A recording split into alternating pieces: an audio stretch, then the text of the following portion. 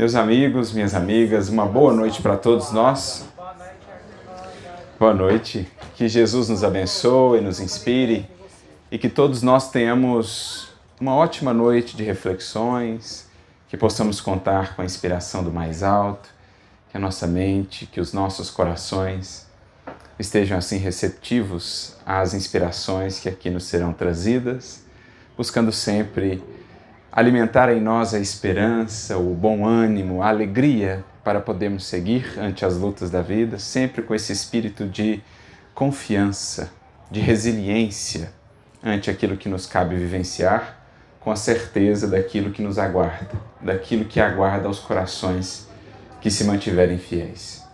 Então, antes de mais nada, eu gostaria de agradecer pelo convite que nos foi feito, enfim, podemos atender o convite pela primeira vez aqui em Jardinópolis, já podendo contar com o carinho de tantos corações e também tendo a ocasião de participar de um evento que sempre temos dito isso, temos tido a oportunidade muitas vezes de participar em várias cidades aqui da região, de feiras do livro espírita, e é um evento, é um modelo de evento deveras importante para nós, porque aqui está o manancial mais precioso da doutrina espírita, a possibilidade de compreendermos as leis da vida, as leis divinas à luz do Consolador, a possibilidade de compreendermos melhor as palavras do Cristo, explicadas, desenvolvidas em todo o seu alcance imenso pela doutrina espírita. Então, que saibamos todos aproveitar o tesouro imensamente valioso que está aqui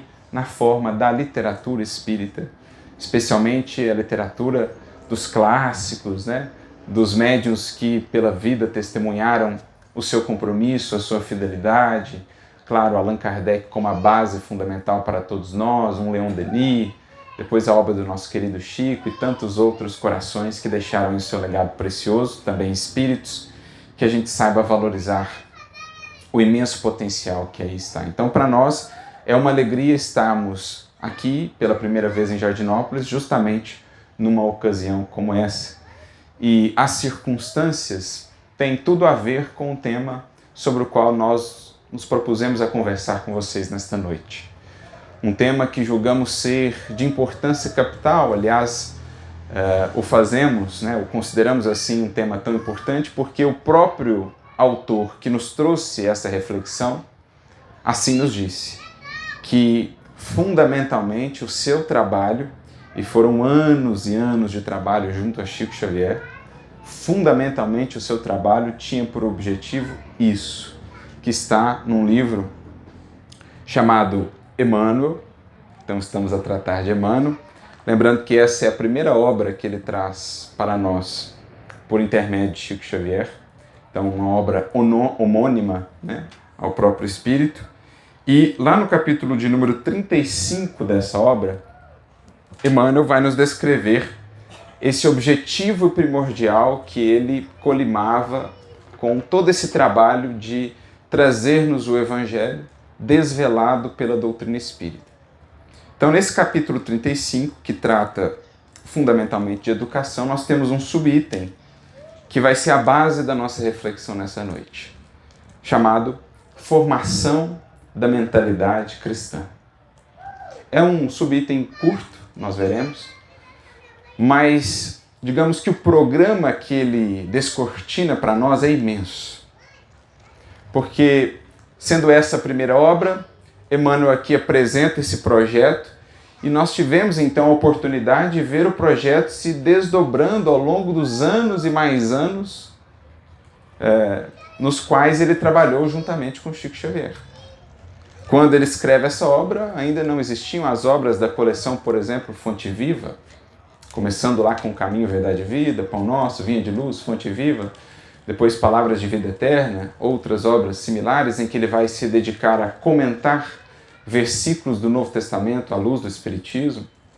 Nós não tínhamos sequer ainda o livro A Caminho da Luz, que nos traz essa visão tão panorâmica do que é a evolução entendida a partir de uma perspectiva espiritual, portanto, abrindo para nós horizontes novos e muito importantes para entendermos que a vida que aqui se processa os grandes acontecimentos da história da humanidade, assim como os detalhes mais singelos do nosso cotidiano, tudo isso não está desatrelado, desconectado de uma orientação superior. Existem forças, existem seres que, da mesma maneira em que se debruçam sobre o processo de evolução, sobre o progresso da humanidade, debruçam-se também, voltam-se amorosos, pacientes, fiéis em serviço, voltam-se sobre os nossos destinos, a nos ampararem nesse processo. Então a gente vê Emmanuel trazendo toda a literatura mediúnica que produziria através do Chico, justamente dando cumprimento àquilo a que ele se propôs nesse singelo trecho dessa sua primeira obra. Então, quando ele vai falar disso, de formação da mentalidade cristã, logo no primeiro parágrafo desse item, ele diz assim: as atividades pedagógicas do presente e do futuro terão de se caracterizar pela sua feição evangélica e espírita, se quiserem colaborar no grandioso edifício do progresso humano. Então aqui nós já temos um parágrafo que, de novo, frisamos, é pequeno, é singelo, mas o programa que ele nos abre é imenso. Porque Emmanuel simplesmente está a tratar aqui de uma renovação integral do modo de ser da humanidade, do modo de pensar da humanidade. Porque é o trabalho que está em curso, é o processo de parto que estamos vivendo na humanidade. Desde o advento do Cristo, poderíamos recuar até mais no tempo, se quiséssemos, poderíamos voltar a Moisés, ou mesmo antes disso, porque tivemos aí muitos precursores, digamos assim, da própria tarefa do Evangelho, depois do próprio Espiritismo, mas todo esse trabalho que vem sendo, desde tempos imemoriais, conduzido pelo Cristo, todo esse trabalho visa preparar para a humanidade terrestre uma nova era, um novo tempo.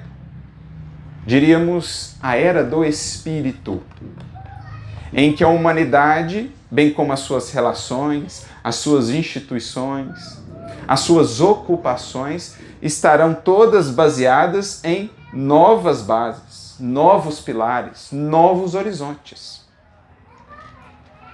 Imaginemos só quando toda a humanidade encarnada, enfim, nutrir já no coração, num clima de lucidez, a consciência espiritual, a certeza da imortalidade.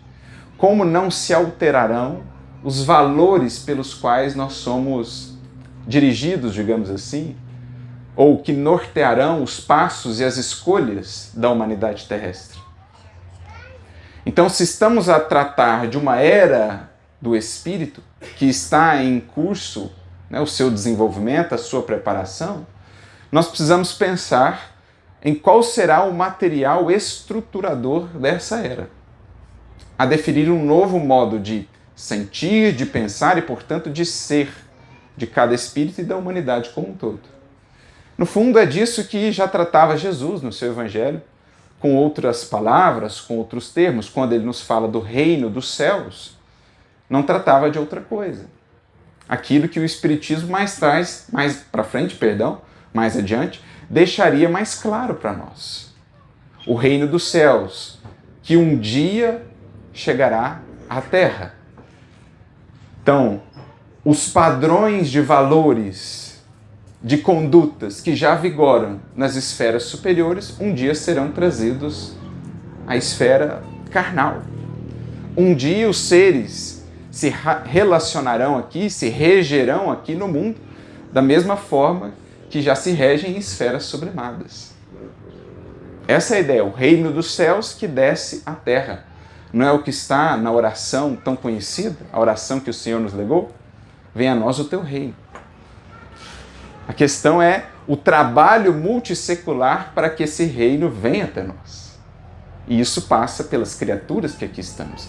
Isso tem passado pelo esforço, reencarnação após reencarnação, dos corações que vão despertando para esse projeto, para esse grande projeto.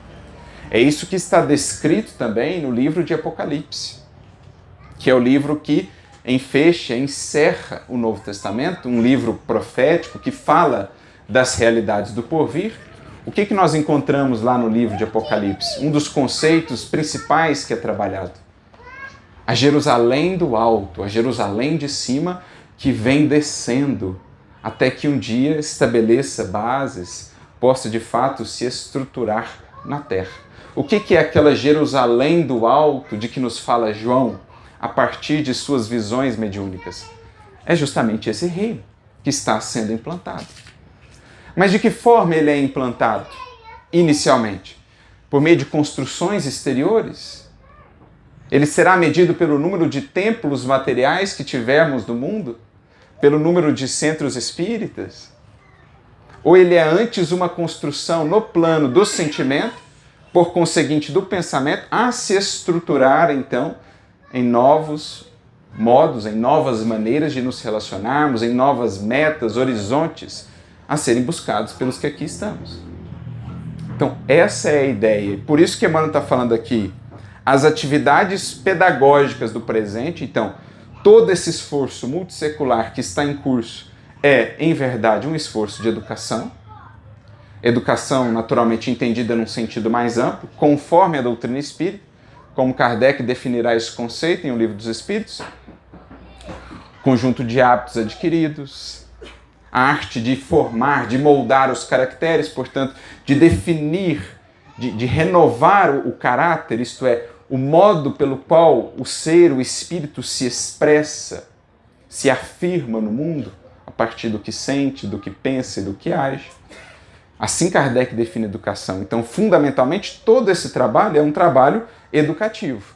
Só que para que ele seja exitoso, esse trabalho educativo, diz-nos Emmanuel, as atividades pedagógicas do presente e do futuro, processo em curso, portanto, deverão ou terão de se caracterizar por sua feição evangélica e espírita. E é importante nós nos debruçarmos um pouquinho mais aqui, porque senão pode soar algo muito proselitista. Uma preocupação muito excessiva com uma rotulação apenas. Vamos converter todos em cristãos, no sentido aqui de evangélicos, né? Ou vamos converter todos em espíritas, então teremos conseguido o nosso intento.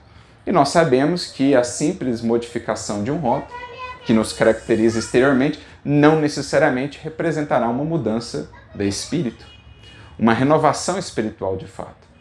Então, mais do que simplesmente estar preocupado com o rótulo, no dia que todos ostentarem o rótulo de cristãos, no dia que todos se dizerem, ou se puderem se dizer espíritas, teremos alcançado o intento, não é essa a ideia que Emmanuel nos traz.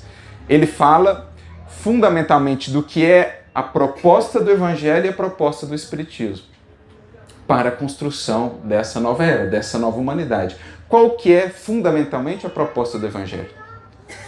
O Evangelho nos fornece os valores, a moral que há de estruturar a nova humanidade. E o Espiritismo? A compreensão espiritual da vida. No dia que toda a humanidade estiver se regendo pelos valores do Evangelho e com a devida compreensão espiritual, teremos atingido o intento. Por isso não é uma questão de rotulação apenas. Os Espíritos deixam isso bem claro para nós. O apóstolo Paulo, em Evangelho segundo o Espiritismo, nos dirá que muitos são os discípulos de Jesus que não necessariamente ostentam o rótulo de cristãos. No entanto, como a sua postura, a sua conduta reflete os valores do Cristo, do Evangelho, já alcançaram o intento primordial. Da mesma forma, quando Kardec pergunta, lá na parte da Lei de Progresso, em O Livro dos Espíritos, se o Espiritismo se tornará crença comum, os Espíritos respondem que sim, e que marcará uma nova era para a humanidade. Mas ele se tornará uma crença comum, não no sentido de que todos serão espíritas no rótulo, mas serão espíritas na compreensão espiritual da vida. Porque essa era a própria visão que Kardec tinha do Espiritismo. Tanto que ele chegava a conceber, por exemplo, a ideia de católicos espíritas, evangélicos espíritas, judeus espíritas, porque ao conhecimento que eles tinham dentro de suas doutrinas, eles atrelavam um conhecimento espiritual da vida. O entendimento sobre a reencarnação, o entendimento sobre a mediunidade, o mundo espiritual, pluralidade dos mundos habitados, enfim, os conceitos que o Espiritismo nos traz. Então essa era a ideia, a visão que Kardec tinha desse objetivo, dessa proposta educativa da doutrina espírita. Então, se quiserem colaborar no grandioso edifício do progresso humano. Então, a partir de agora, a ideia é o seguinte: renovar a estrutura do pensamento humano com base nos valores que o Evangelho proporciona e na compreensão espiritual que o Espiritismo proporciona. Isso estará na base da construção desse edifício do progresso humano do porvir, na formação dessa nova humanidade. Então, a modificação dos destinos humanos, desde os destinos individuais ao das coletividades, passa fundamentalmente por uma modificação inicial no plano dos pensamentos. Porque, como nós aprendemos com Emmanuel, numa de suas obras mais interessantes, embora tão singela, tão curta, que muito provavelmente está aqui disponível, o livro Pensamento e Vida, conforme o pensamento, assim a vida. Então, se nós estamos a falar de mudanças de fato no plano dos indivíduos e da sociedade, novos destinos, uma nova estruturação da vida, precisamos fundamentalmente começar pelo pensamento. Renovação de pensamento a expressar renovação de vida.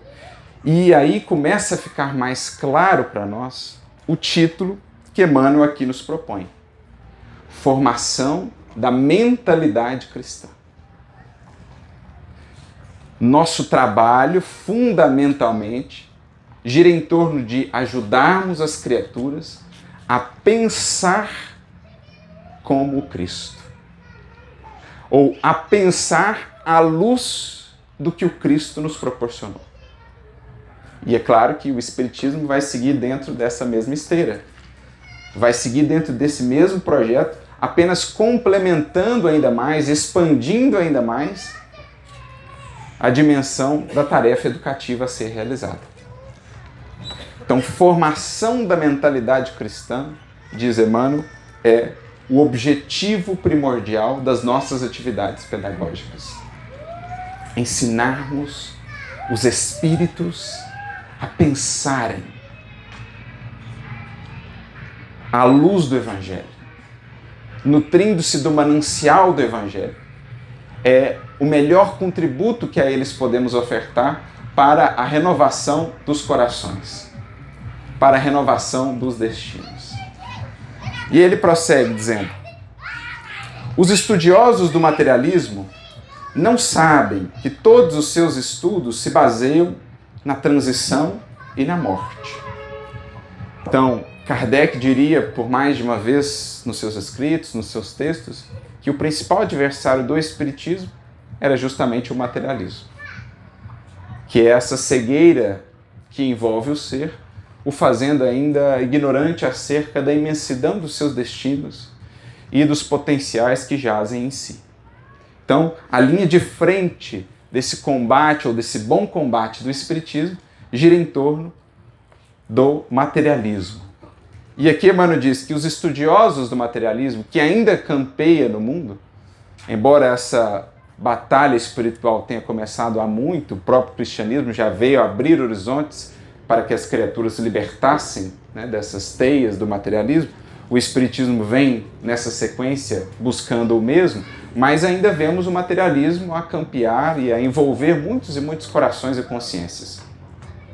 Mesmo no âmbito religioso, muitos daqueles que seguem uma proposta religiosa em suas vidas, que frequentam um determinado templo, que realizam certos estudos, nós veremos que muitos desses corações, embora já nutridos por ideias de espiritualidade, suas vidas ainda não refletem tal espiritualidade. A vida é ainda, ou tem um caráter, uma conotação ainda muito materialista, quando analisada na essência dos atos, das escolhas que são ali tomadas. Então, os estudos do materialismo, os estudiosos, as ideias nutridas pelo materialismo, elas se baseiam na transição e na morte. Emmanuel teria uma frase que descreve muito bem isso. Os olhos, ou quem enxerga a vida somente pelos olhos ou pelo olhar material, só contempla aquilo que está morto ou que vai morrer. Então, quem baseia a sua vida, suas escolhas, suas deliberações, ainda por esse paradigma, infelizmente, por hora só contempla o que está morto ou o que vai morrer. Porque vida, de fato, conforme vamos aprendendo com o Evangelho e com o Espiritismo, é a experiência digna da imortalidade, também nos diz Emmanuel. Então, somente a partir do momento que o espírito toma consciência da sua imortalidade e passa a agir inspirado por isso, considerando esses novos horizontes, é aí que ele começa a descobrir de fato o que é vida. Vida a nascer de si, na forma dos potenciais que vai desenvolvendo, que vai expressando, que vai ofertando a vida ao seu redor, aos outros corações que caminham consigo. Então, por ora, muitos e muitos corações, às vezes inteligências muito gabaritadas do ponto de vista das ciências do mundo, têm se detido em analisar aquilo que diz respeito à transição e à morte, a efemeridade desse plano, o que está morto ou vai morrer. Todas as realidades da vida se conservam inapreensíveis às suas faculdades sensoriais. Suas análises objetivam somente a carne perecível, o corpo que estudam, a célula que examinam, o corpo químico submetido à sua crítica minuciosa, são acidentais e passageiros. Essa é a natureza da matéria. Por excelência, digamos assim, né? Por definição, matéria é esse elemento sujeito a essa efemeridade. Os materiais humanos postos sob os seus olhos pertencem ao domínio das transformações, através do suposto aniquilamento. Suposto porque aquilo que se tomava por aniquilamento, dentro dos estudos, por exemplo, da lei de destruição, vamos notando, vamos aprendendo que está somente a serviço da renovação. O que entendemos por aniquilamento não é senão uma forma de renovação para que a vida e o progresso possam continuar o seu movimento.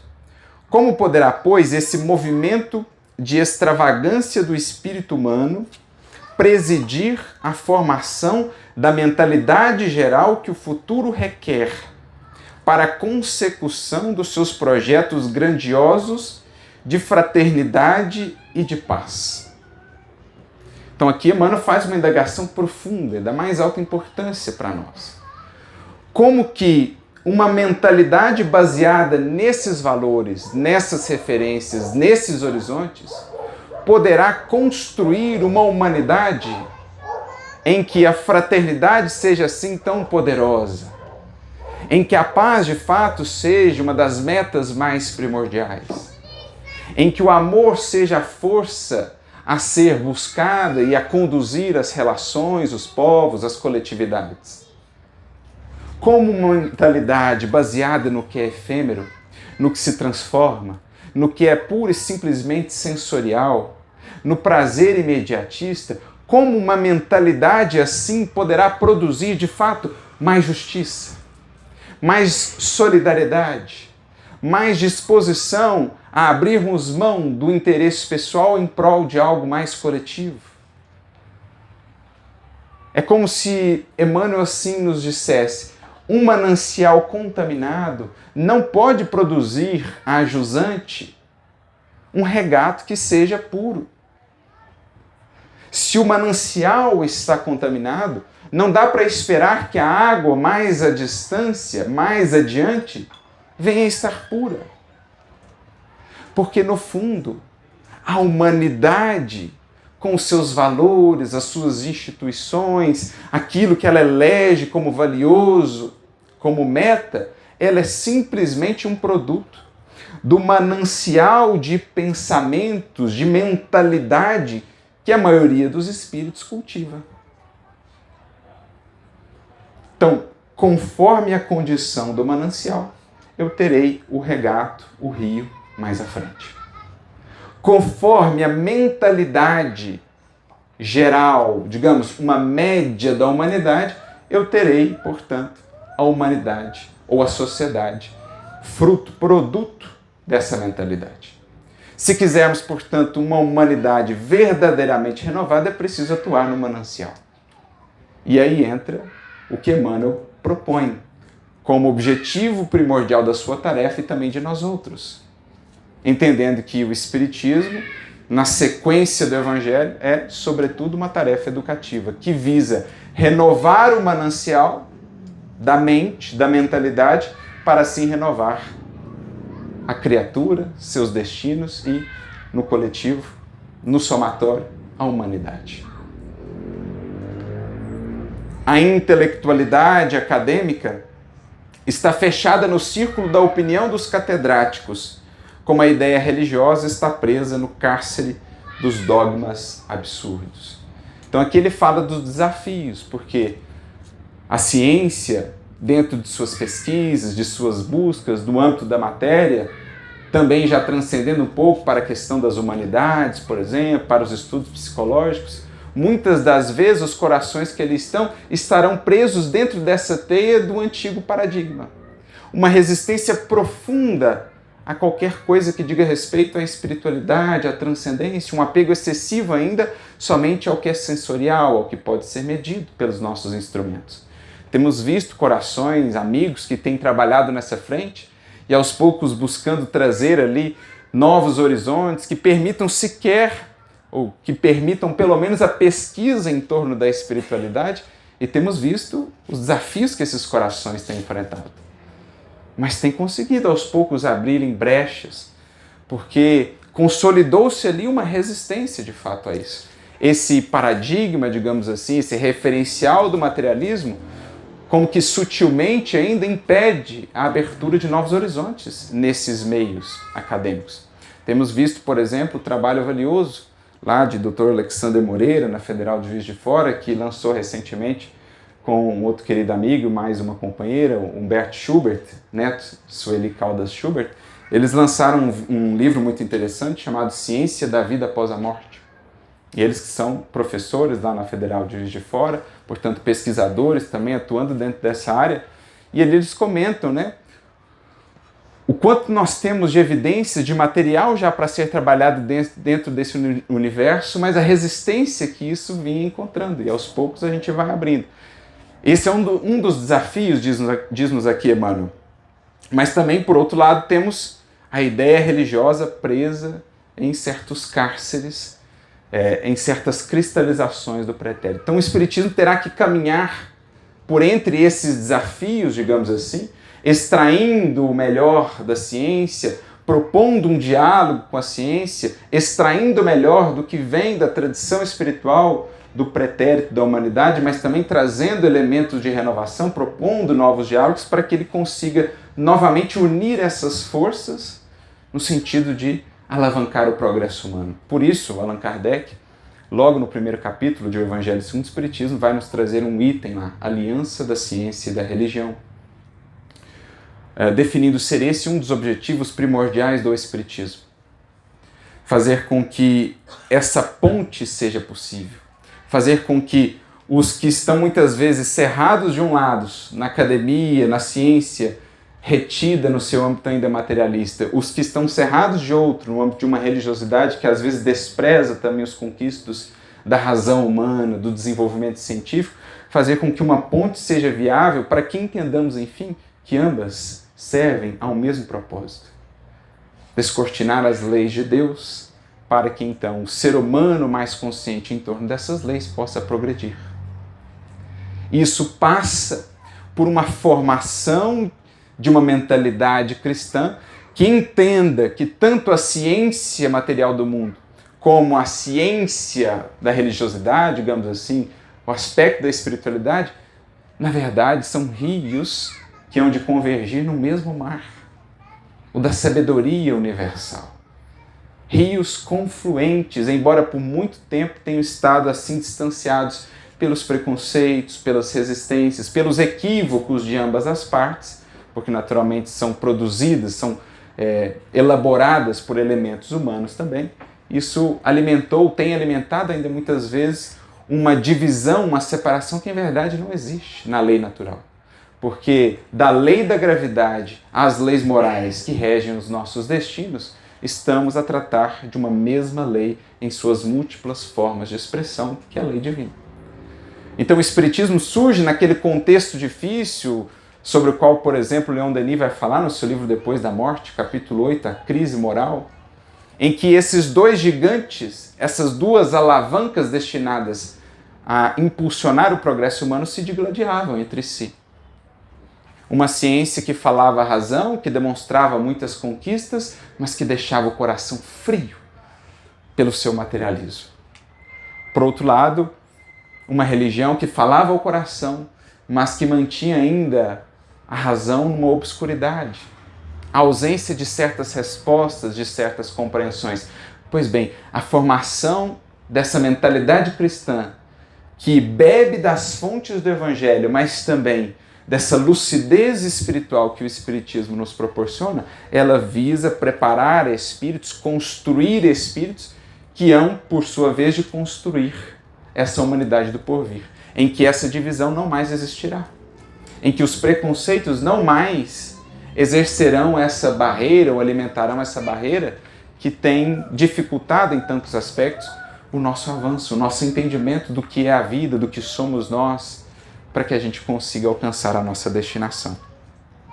Por isso Emmanuel fala assim: os continuadores do Cristo nos tempos modernos terão de marchar contra esses gigantes, com a liberdade dos seus atos e das suas ideias, ou seja, não se detendo num nem em outro, encontrando um caminho do bem e extraindo a melhor parte de ambos, para que a gente consiga estabelecer essa ponte, essa aliança da qual nos falava Allan Kardec. E aí ele traz o que nós havíamos mencionado ao início. Por enquanto, todo o nosso trabalho objetiva a formação da mentalidade cristã. Por excelência, mentalidade purificada, livre dos preceitos e preconceitos que impedem a marcha da humanidade.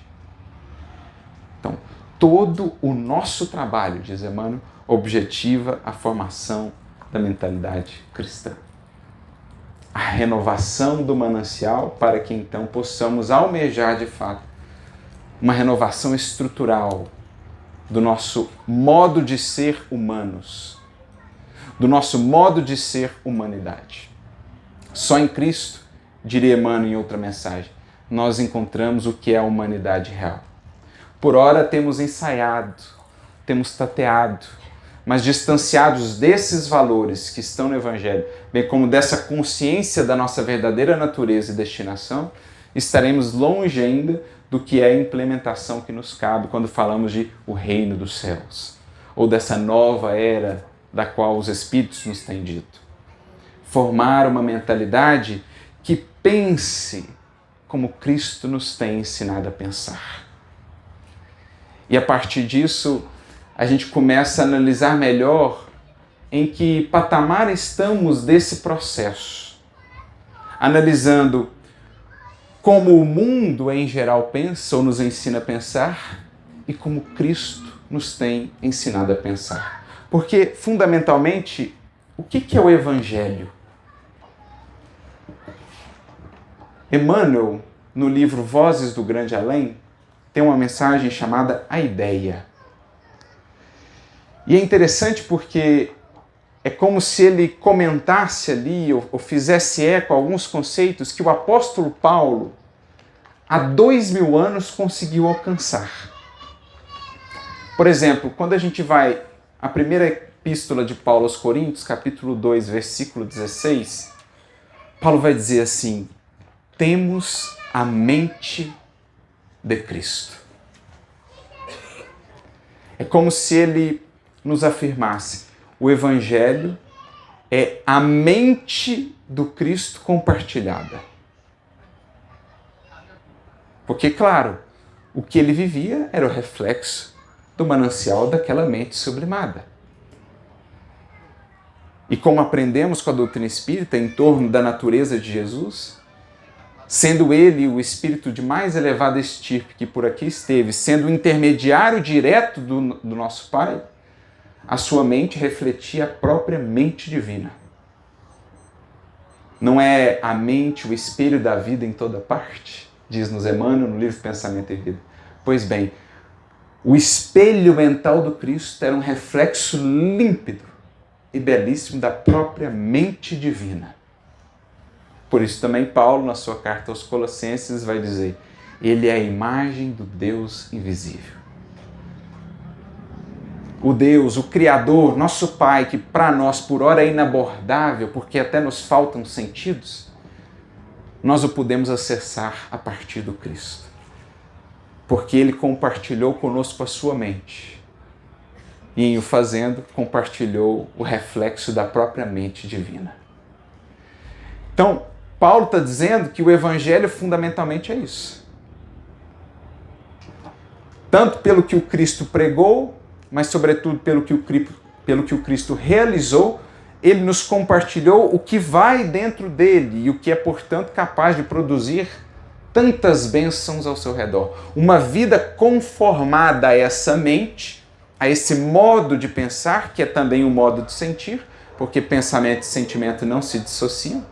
O pensamento não é senão o reflexo daquilo que se sente, daquilo que se está no arcabouço do sentir. A mente que se conformar ao Cristo, essa estará então cumprindo aquilo que lhe foi designado, a partir do momento que aceitou ser um discípulo dele. Essa mente estará cumprindo aquilo que Emmanuel aqui está propondo, ajudando outras mentes, outros espíritos a se conformarem a essa mentalidade cristã, a esse modo de pensar do Cristo, que há de produzir vida abundante.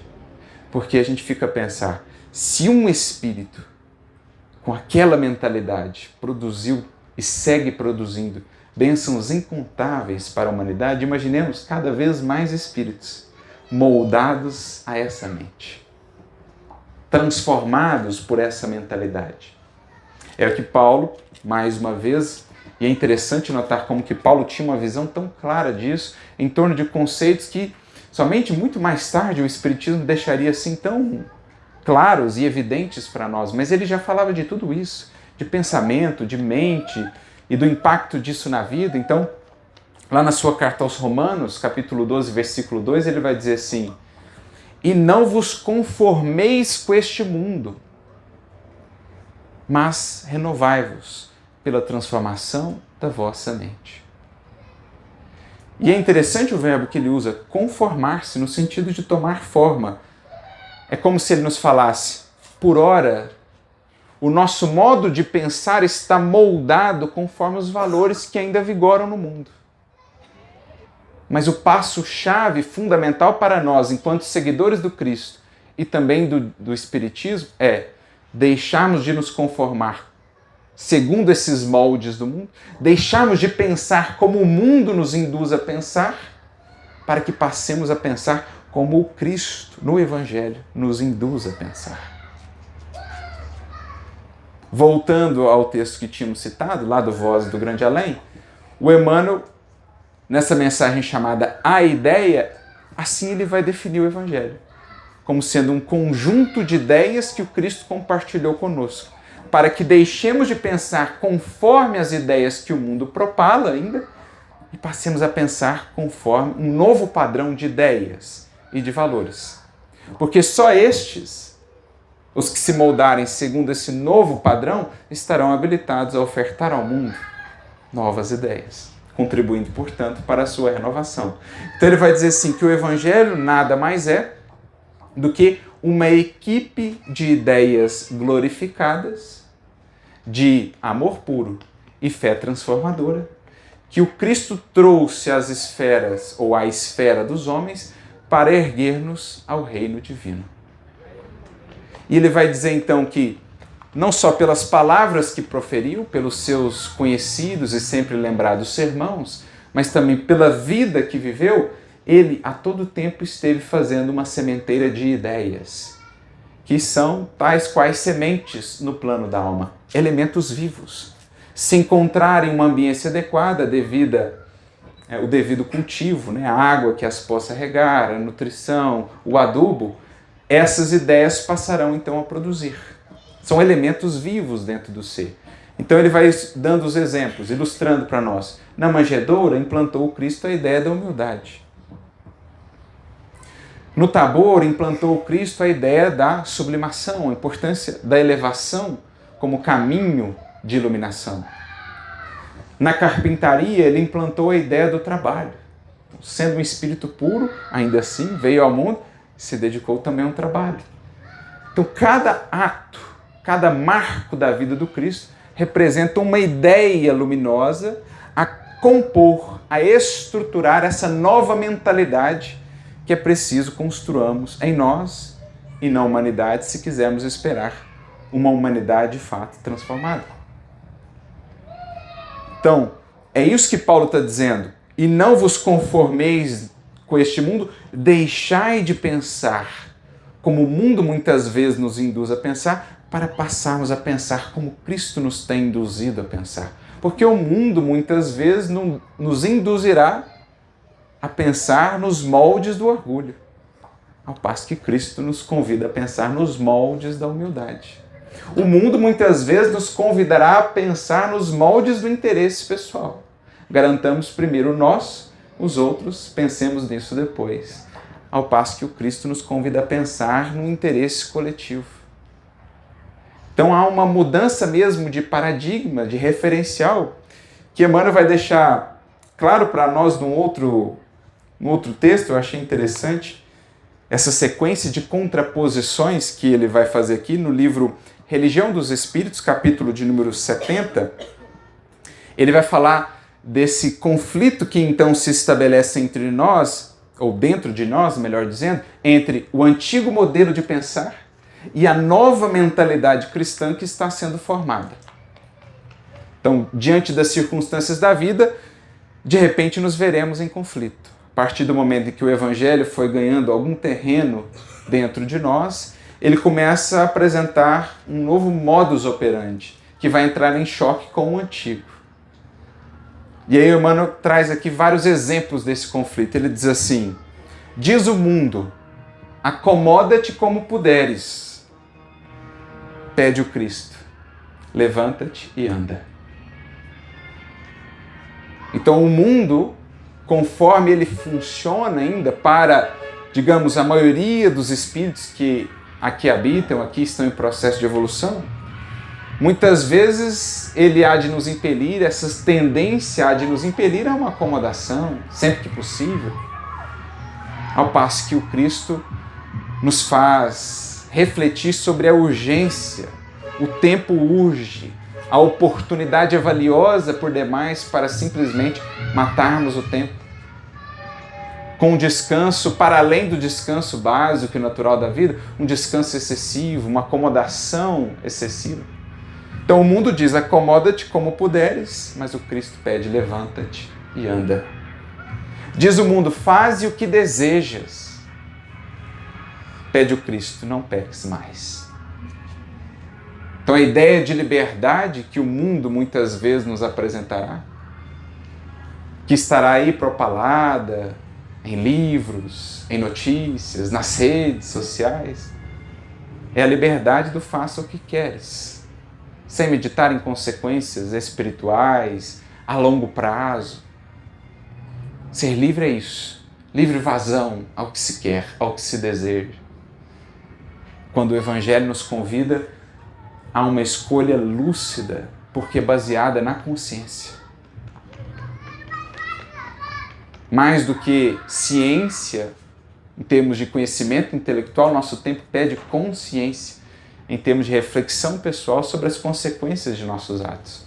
Por isso Cristo fala, não peques mais.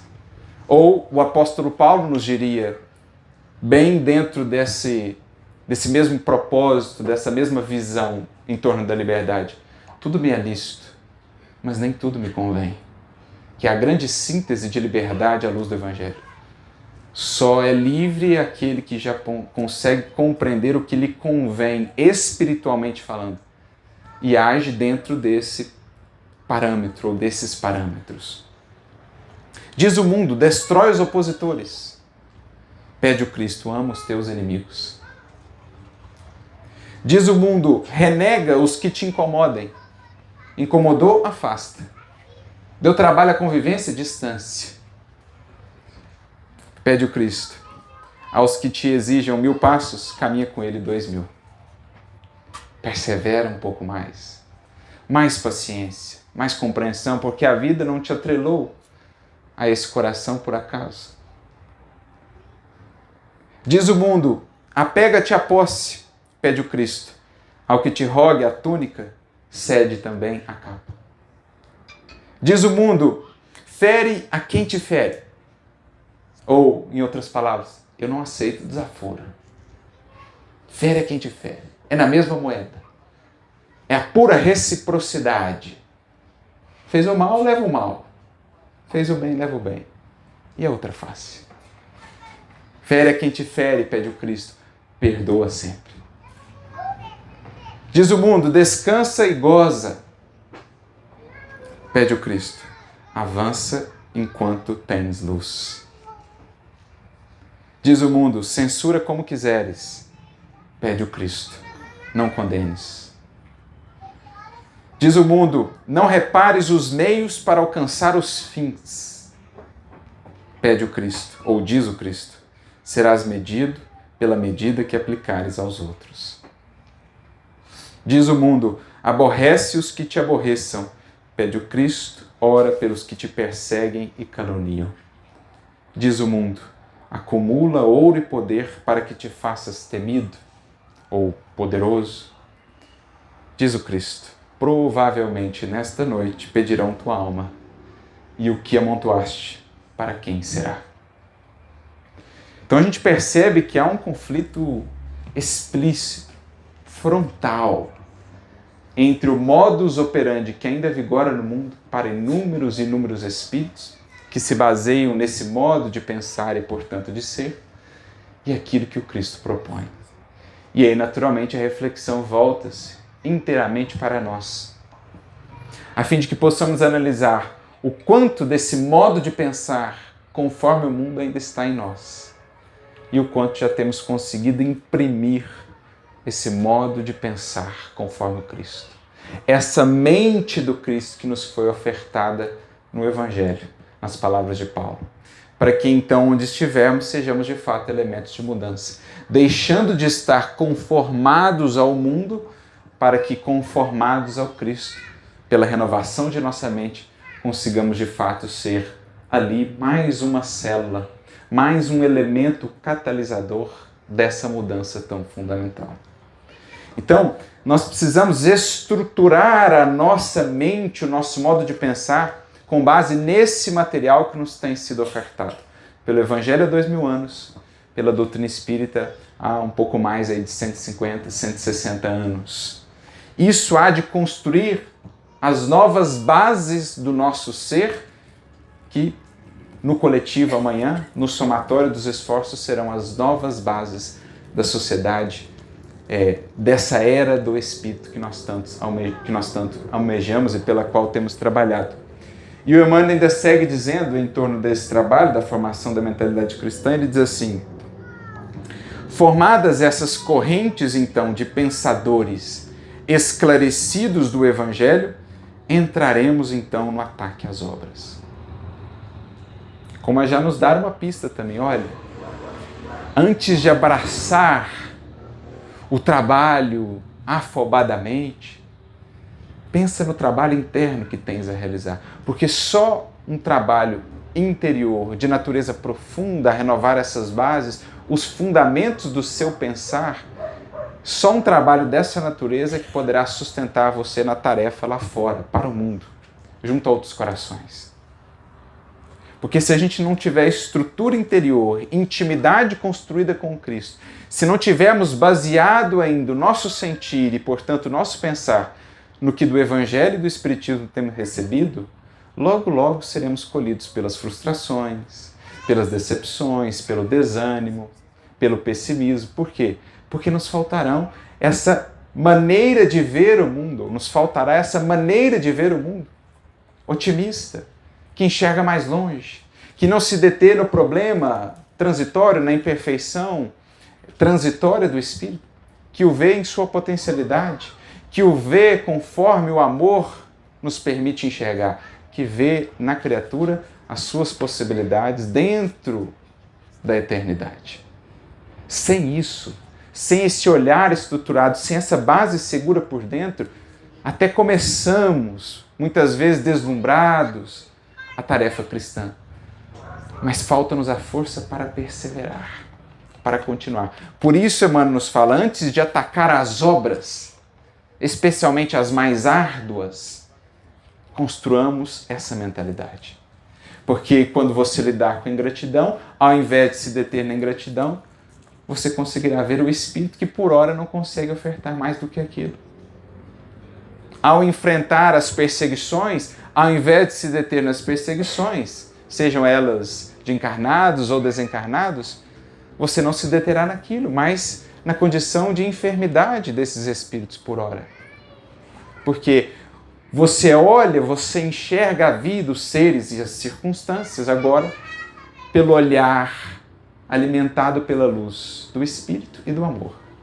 Quem enxerga a vida conforme a luz do Espírito e do amor, vê a vida em seu caráter de eternidade, vê cada ser em seu caráter de imortalidade. E por isso, o que é transitório, por mais sombrio, por mais desafiador seja, aquilo não tolda a visão otimista daquele que enxerga conforme a mente, portanto, conforme o olhar de Jesus.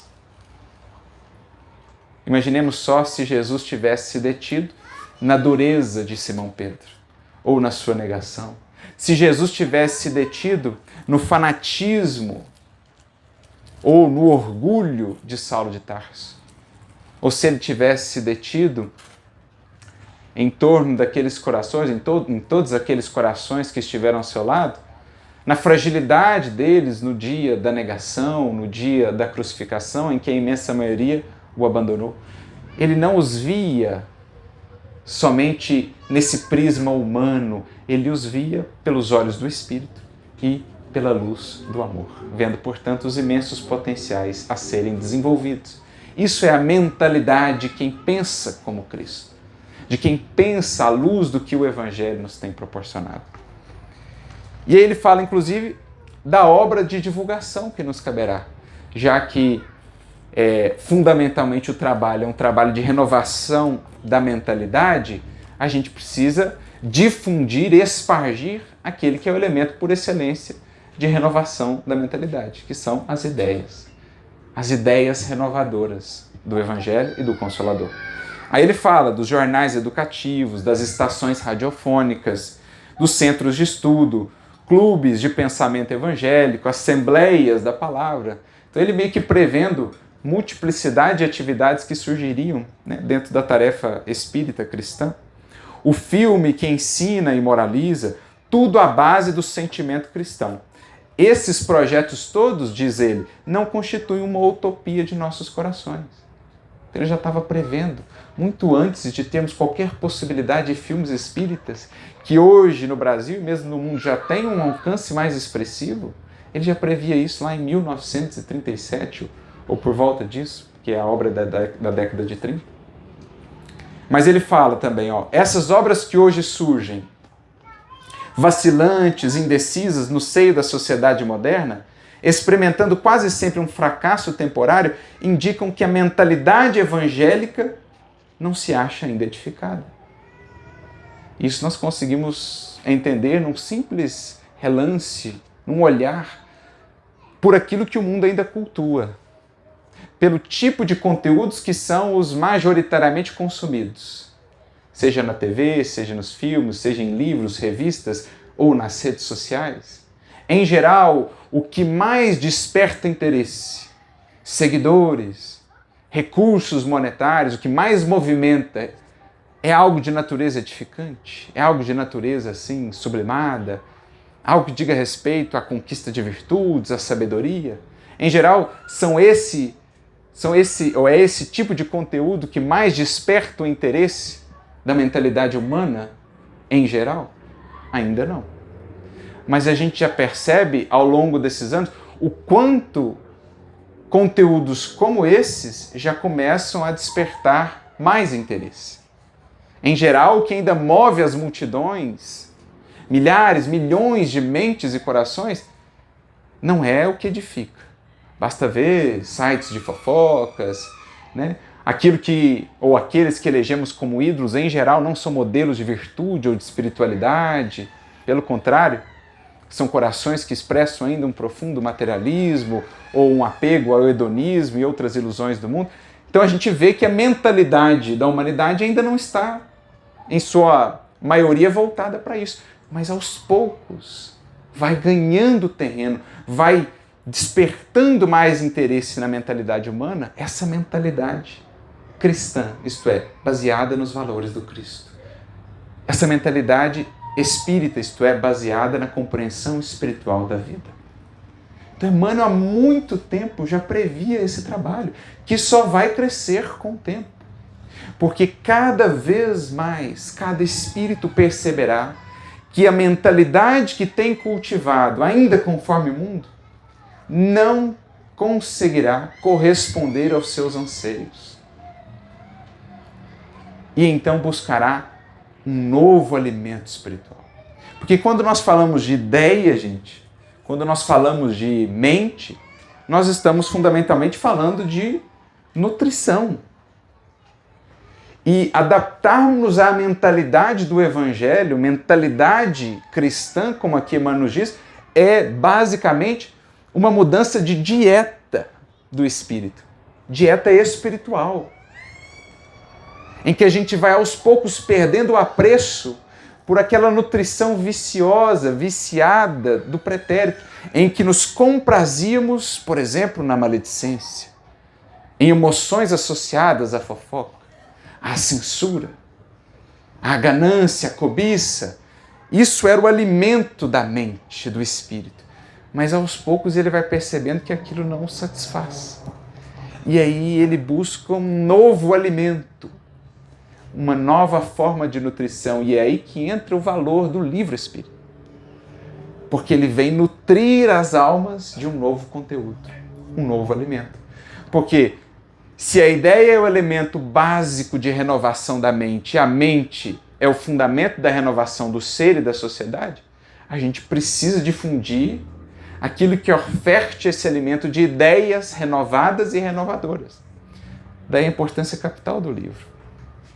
No livro Pensamento e Vida, mais uma vez, capítulo 4, quando Emmanuel está tratando da instrução, ele assim define o livro como sendo um imã de vigoroso poder, um dínamo de energia criadora que opera a imensas distâncias do espaço e no tempo, processos de telementação. Telementação, entendamos, tele, né, um prefixo que vem do grego, que significa a distância. Televisão, por exemplo, visão à distância. Telementação, conexão mente a mente à distância, no espaço e no tempo. Emmanuel diz, essa é a função do livro. Conectar mentes independentemente da distância no espaço e no tempo.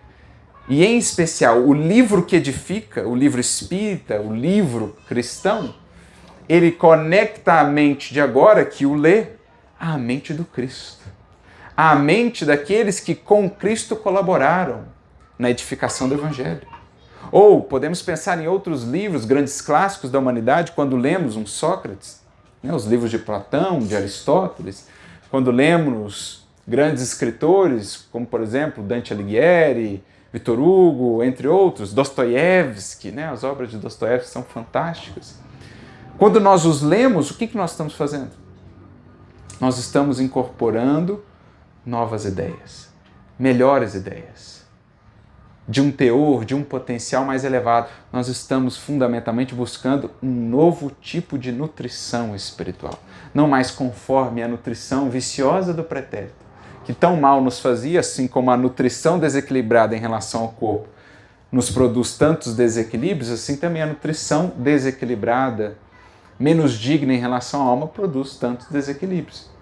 Então, parte necessária do nosso progresso, da nossa aquisição de saúde em sentido integral, felicidade e paz, passa por um ajuste da dieta do Espírito que somos. Recordo-me de um livro do Valdo Vieira, Ceareiros de Volta, um livro fantástico, em que temos ali a presença de muitos espíritas que desencarnaram e que comparecem, deixando ali as suas mensagens de além-túmulo. O próprio Eurípides Barçanufo está lá, entre outros, o Caibachuto. E tem uma mensagem do espírito Alexandre Dias, em que ele fala assim: inclui no cardápio mental de cada semana pelo menos um livro espírita. No cardápio mental. Será que nós temos devidamente pensado em nosso cardápio mental? No cardápio do corpo, sei que nós temos pensado, né? O que eu vou fazer de almoço, tal dia, tal, o que eu vou comer de gostoso no final de semana. Mas e o cardápio mental? Quantas vezes está relegado a segundo plano? Não é sequer pensado, não pensamos nisso. Que fundamentalmente nosso objetivo ao estudar é renovar as forças da nossa alma, como fazemos quando buscamos o alimento para o corpo. É ofertar à nossa alma um material de mais qualidade para que ela se estruture, se organize, se harmonize agora em bases mais seguras para a construção do porvir. Então, por ora, diz Emmanuel, essas obras de mais elevado teor ainda não encontram o interesse das multidões. Lance aí um jornal de fofoca, uma página na rede social de fofoca, você vai ter milhares e milhares de seguidores. Lance ali algo edificante que fale do Cristo, você vai ter um pouquinho. Mas é o processo, gente. Nós estamos formando uma mentalidade cristã em nós e para o mundo. Porque dia virá em que essas coisas que hoje despertam tanto interesse perderão cada vez mais força. Dia virá em que as criaturas por si próprias buscarão o que diz respeito às leis divinas, o que diz respeito ao belo, ao bom, ao verdadeiro, porque esse é o alimento por excelência, o que o Cristo veio compartilhar conosco. Não por acaso ele assim se definiu: eu sou o pão do céu, que desce e dá vida ao mundo. Aos poucos as criaturas perceberão que longe desse tipo de alimento não há de fato vida, a simples existência. Uma vida, uma existência ainda tão aquém da imensidão de nossas possibilidades e de nossas destinações. Por isso, concluindo aqui esse trechinho da formação da mentalidade cristã, Emmanuel diz: a andai-maria, porém, aí está, esperando o momento final da grandiosa construção. Ele fala, olha, são projetos para o porvir, nós estamos trabalhando, estamos construindo, a partir das ideias que são difundidas, esse interesse. Estamos nos andaimes ainda da obra, mas um dia ela há de se consolidar. E conclui, toda tarefa no momento é formar o espírito genuinamente cristão. Terminado esse trabalho, os homens terão atingido o dia luminoso da paz universal e da concórdia de todos os corações. Porque imaginemos só, quando a imensa maioria dos espíritos que aqui vivem nessa terra não mais se regerem conforme aqueles padrões que nós lemos lá do mundo. Acomoda-te sempre que puderes, pensa antes no teu, fere aos que te ferem, devolva na mesma moeda. Imaginemos quando esse não for mais o padrão que vigora, mas antes esse, o que quiser ser o maior, seja o servo de todos. Aos que te ferem, oferta-lhes a outra face, perdoa 70 vezes 7 vezes. Quando a gente tiver alcançado esse tipo de pensamento como base do nosso modo de ser e, portanto, da sociedade, na média geral, teremos, enfim, alcançado o dia do amor universal e da concórdia entre os corações. Essa é a imensa tarefa que está proposta a todos os lidadores do Evangelho e do Espiritismo séculos afora. Trabalho que começou há muito. Muitos já vieram e fizeram tanto por esse ideal e por esse objetivo. E é por isso que já vemos hoje esses trabalhos, essas propostas alcançando e despertando mais corações. Mas ainda temos muito a fazer. Sobretudo em nós, para que pensemos. Isto representa, sintamos conforme o Cristo, para que então a nossa vida e cada ação em nossa vida seja de fato um reflexo de Jesus. Porque essa é a meta principal. Já dizia a tradição cristã desde há muito: Christianus alter Christus. O cristão deve ser um novo Cristo. Claro, em menor escala, um Cristo em construção. Mas essa é a proposta apresentada a todos nós pelo Evangelho. Sermos a cada dia mais, ou apresentarmos a cada dia mais em nossa vida, um pouco mais de Jesus.